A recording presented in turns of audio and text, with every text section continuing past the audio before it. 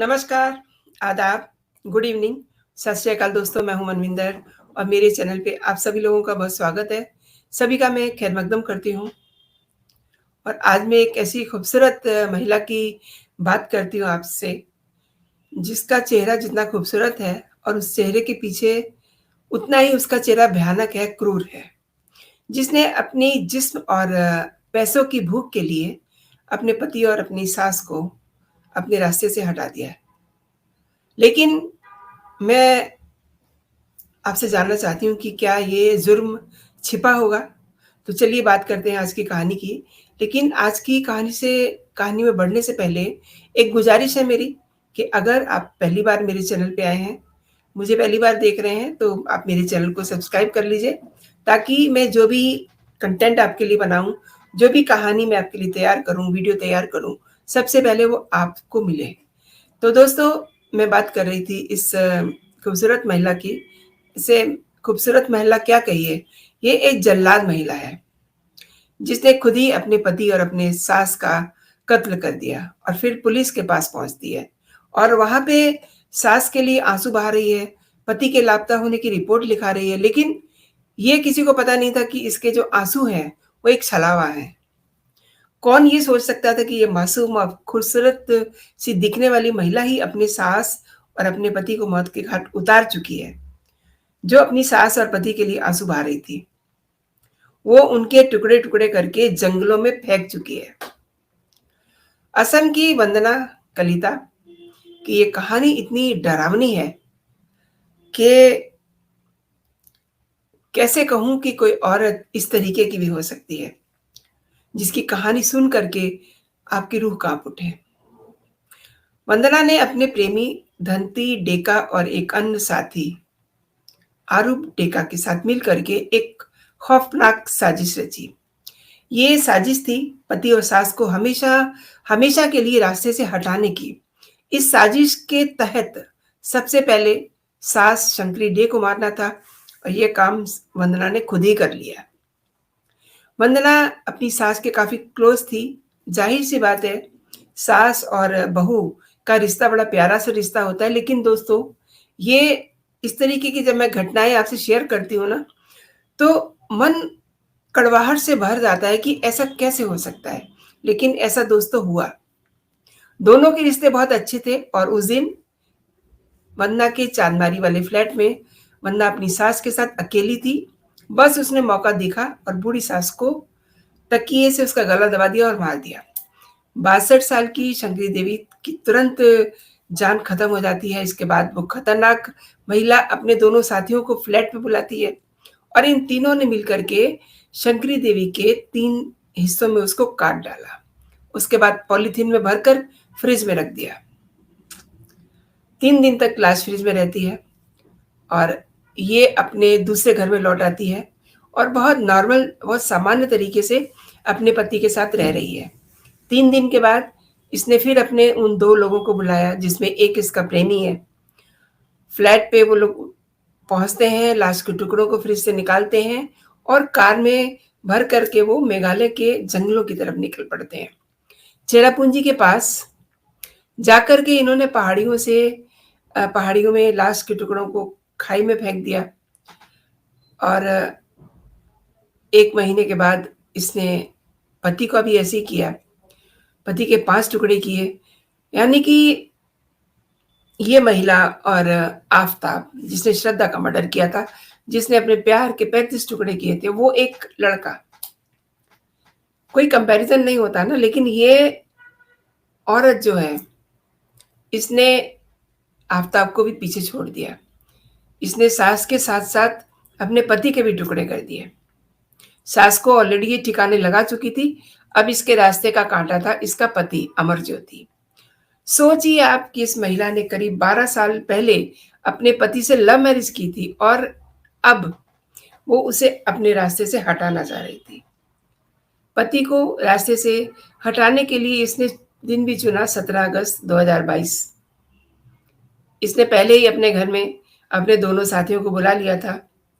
दोस्तों, एक बात का आप ध्यान रखिए, गौर करिए कि जब हमें श्रद्धा मर्डर केस की जानकारी हुई थी, यानी कि फ्रिज में लाश। तो वो महीना था नवंबर का। अब हम कैसे कह सकते हैं कि इस औरत ने आफ़ताब को फ़ॉलो किया? हालाँकि आफ़ताब के मुकाबले ये औरत ज़्यादा खतरनाक है, जिसने 2 लोगों को पहले उनके टुकड़े किए, फिर उनको फ्रिज में डाला, फिर उनको जंगलों में जाकर के फेंका।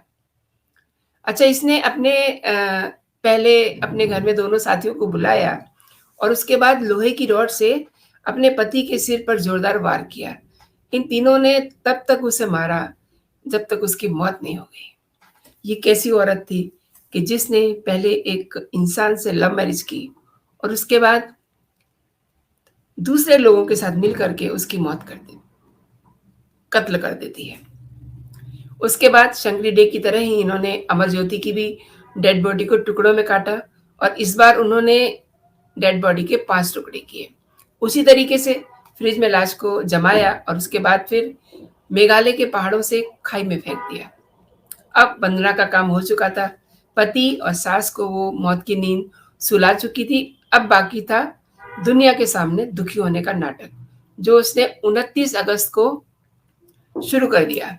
29 अगस्त को बेहद दुखी हालत में वंदना थाने में पहुंचती है और सास और पति के लापता होने की पुलिस में रिपोर्ट दर्ज कराती है। वंदना को लगा था कि शायद अब कोई उसका कुछ नहीं बिगाड़ पाएगा, लेकिन इसी बीच अमर ज्योति के चचेरे भाई ने भी एक रिपोर्ट दर्ज कराई। इस रिपोर्ट में उसने अपने भाई और आंटी के गायब होने के पीछे वंदना के हाथ होने की शंका जताई और इसके बाद पुलिस ने इस केस को माइन्यूटली परखना शुरू किया, जांचना शुरू किया। पुलिस को वंदना पर शक तब होता है जब उन्हें पता चलता है कि वंदना ने अपनी सास के अकाउंट से पैसे निकाले हैं। दरअसल ये जो शिकायत करता है, इस शिकायतकर्ता के लिए को ये अपना निशाना बनाती है वंदना और पुलिस में ये कहती है कि मुझे डाउट है कि इसने मेरी सास के पैसे निकाले हैं। अब जब अकाउंट की बात आती है तो ऑब्वियसली पुलिस जो है खाते खंगालती है। फिर पता चलता है कि फला-फला एटीएम पर ये पैसे निकाले गए हैं। उस एटीएम के फुटेज जो है देखी जाती है, तो ये पाया गया कि वो जो फुटेज है ना, उसमें वंदना उस केबिन में है, वहाँ पैसे निकाल रही है एटीएम बॉक्स से। इस तरीके से ये सारी बात पुलिस के सामने आती है। 19 फरवरी के दिन आखिरकार 19 फरवरी ये पिछले 5 दिन पहले, आखिरकार पुलिस ने वंदना की सास की लाश के कुछ टुकड़े बरामद कर लिए। पुलिस ने वंदना और दोनों साथियों को गिरफ्तार कर लिया, उनसे पूछताछ की गई। पुलिस कस्टडी में ही तीनों ने सच उगल दिया और तीनों आरोपियों को उस जगह ले जाया गया जैसा कि आफ़ताब को ले जाया गया था जंगलों में, महरौली के जंगलों में। इसी तरीके से वंदना को भी ले जाया जाता है और वहाँ पर टुकड़े मिल जाते हैं लाश के। पुलिस इस मामले में सबूत जुटाने में लगी है, क्योंकि अभी बहुत सारी बातें साफ नहीं हो सकी हैं दोस्तों। जो वंदना के पति हैं, उनके टुकड़े अभी नहीं मिले, केवल सास के लाश के टुकड़े मिले हैं और चूँकि पुलिस ने वो फुटेज ज़ब्त कर लिया है अपने पास, उसमें साफ दिखाई दे रहा है कि वंदना सास के एटीएम से पैसे निकाल रही है। अब आप देखिए, अपने शरीर की भूख मिटाने के लिए, पैसों की भूख मिटाने के लिए वंदना ने अपनी सास को, अपने पति को रास्ते से हटाया ताकि वो अपने प्रेमी के साथ ताउम्र आसानी से खुशी-खुशी रह सके। लेकिन किसी की जान लेकर कोई भी खुश नहीं रह सकता, कोई भी अपनी ज़िंदगी नहीं जी सकता। हर बार मैं एक ही बात कहती हूँ कि आप किसी का घर बिगाड़ के, किसी की जान लेकर अपनी ज़िंदगी में आगे खुशी से नहीं बढ़ सकते। अभी भी इसमें और कई चीज़ें साफ़ होना बाकी हैं दोस्तों, क्योंकि अभी वंदना के पति के जो बॉडी के पार्ट्स हैं, वो नहीं मिले हैं। ये ठीक वैसा सा ही केस है, जैसा श्रद्धा और आफ़ताब का था। आफ़ताब ने भी पहले श्रद्धा के टुकड़े किए, गला दबाया, टुकड़े किए, फ्रिज में रखा, फिर उनको महरौली के जंगलों में फेंका और इसी तरीके से इस महिला की सास के टुकड़े भी मिल गए हैं, लेकिन अभी पति के डेड बॉडी और उसके टुकड़े मिलने बाकी है, क्योंकि वंदना भी बहुत सारे बयान बदल रही है, बहुत सारी बातें कर रही है, इसलिए पुलिस को इन्वेस्टिगेशन में देर लग रही है। दोस्तों, आपको मेरा ये कंटेंट कैसा लगा? आप मुझे मेरे कमेंट बॉक्स में ज़रूर बताइएगा। फिलहाल इतना ही, आप अपना और अपनों का ख़्याल रखिए। जय हिंद, जय भारत।